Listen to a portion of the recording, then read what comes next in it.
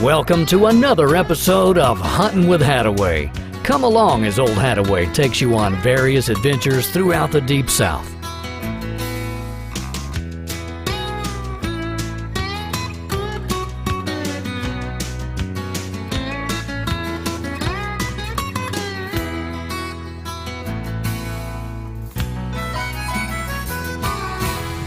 What's going on, everybody?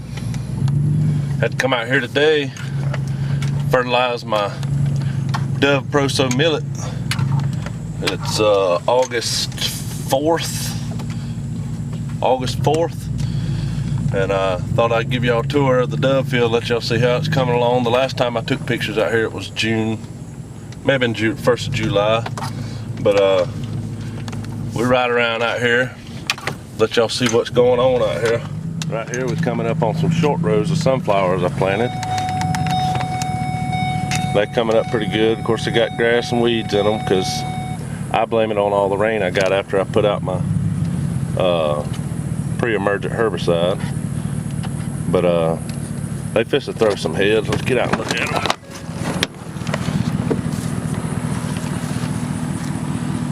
They fish to throw some little heads. And we'll see how good they do. These taller ones back here has got some pretty nice sized heads on them. Show you those real quick.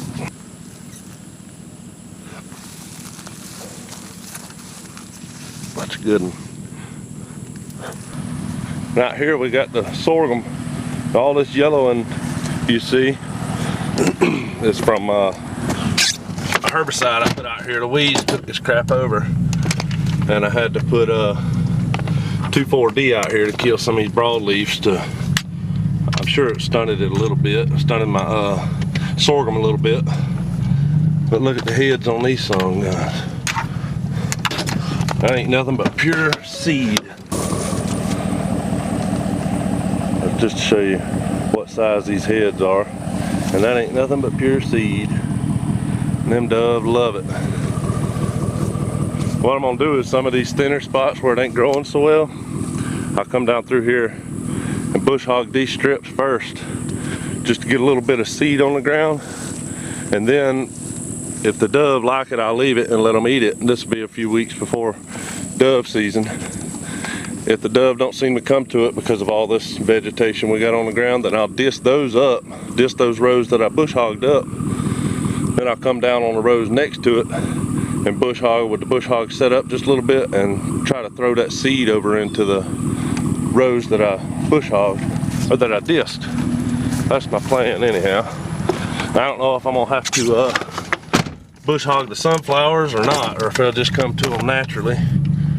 Because as you can see, we got some grass and stuff on at the base of those growing up, and doves like to have clean ground to feed on, so I don't know how that's gonna work out. These other rows we're fixing to look at of sunflowers, I planted them with my buddy Travis's row planter, 2 rows of them, and then the 3rd row I broadcast just to see how they do. And I got a tiller that I believe I can actually get down between these rows with that tiller and get bare ground between those rows, so the dove will have just bare ground and the seeds can hopefully naturally fall out onto the ground and the dove can eat them. And then we got the rows. I wanted to see what the difference between row planting and broadcasting did for the sunflowers, and we overplanted this a little bit, but we got a pile of sunflowers out here. They don't have the biggest heads on them, but next time I think I'll probably end up just broadcasting the sunflowers again, not planting them quite as thick. The good thing about planting them thick is we'll get out and look. The good thing about broadcasting them and planting them thick is it choked out all the weeds just about. And underneath all these sunflowers, you've got almost clean ground.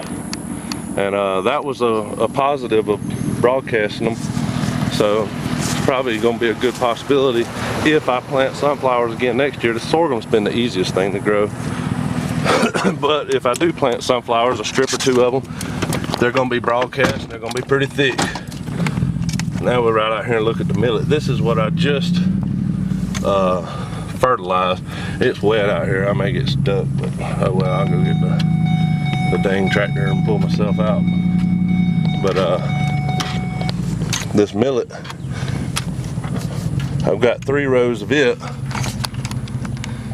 And you can see I've got 3 rows. This right here is politically correct word would be supplemental feeding, but it's baiting. It's legal baiting. I'm not shooting a dove over it, but I'm keeping a dove coming to the area. I just disted that up, give them bare ground and put cracked corn on it, and then about the 1st of September, it comes in 23rd of September. About the 1st of September, I'll disc all that up and turn it over, and then let all the seed, all the corn be eat up, what's left, what don't get turned under by the disc. But yeah, I planted this millet all broadcast, and it's about 5 discs wide by 200 yards. So we got some long strips. This is Dove Proso millet. So if I can get that stuff growed off in time for dove season, for the opening day of dove season, that'll be great. But if it don't, we'll shoot it later in the season. And I broadcast it, and I think it's mainly being I broadcast it really thick. I'm pretty sure it's gonna choke out the weeds. I ain't 100% sure. We're gonna have to wait and see. If the weeds start outgrowing the millet, then obviously I'll have to come in here with some 2,4-D and spray that as well. But you can see how long these rows are. And then back here on the back, I just planted this a week and a half ago for the deer. I'm planning on leaving it standing. But I got some field corn planted out here. I think y'all can see those rows. It's coming up really good. I just fertilized it as well and give it a little go juice. But every bit of this that was planted, I planted by hand by either pushing the little bicycle style row planters, or with the hand crank broadcast little whirly bird. With the exception of 2 rows of this sunflower up here, the 2 rows of the short sunflowers and 2 rows of the long sunflowers, my buddy Travis brought his row planter up here, and we were able to get some of that row planted with it, but there was a lot of grass clumps and stuff like that, and it kept making a mess out of the row planter. And so a lot of that's another reason why that bottom sunflower got broadcast, is because the row planter kept getting clogged up with grass and crap. But every bit of this that I fertilized is done by hand, and I'm saying this not to say, oh, Hadaway's tough, he'll get it done. No, I ain't saying that. I ain't saying that to project that. I'm saying if you've got a tractor and a disc and a will to get out here and try to get you a dove field or something planted for your wild game, you can do it. It's a lot of work and it's a lot of aggravation, but all you need is a tractor, a disc, and a piece of property. And I don't have a piece of property I own. This is my mom and stepdad's property, but I was blessed enough to be able to do this out here. He don't care what to do out here as far as planting this stuff. So we me, my sister, and Travis, my buddy Travis, we all planted this by hand.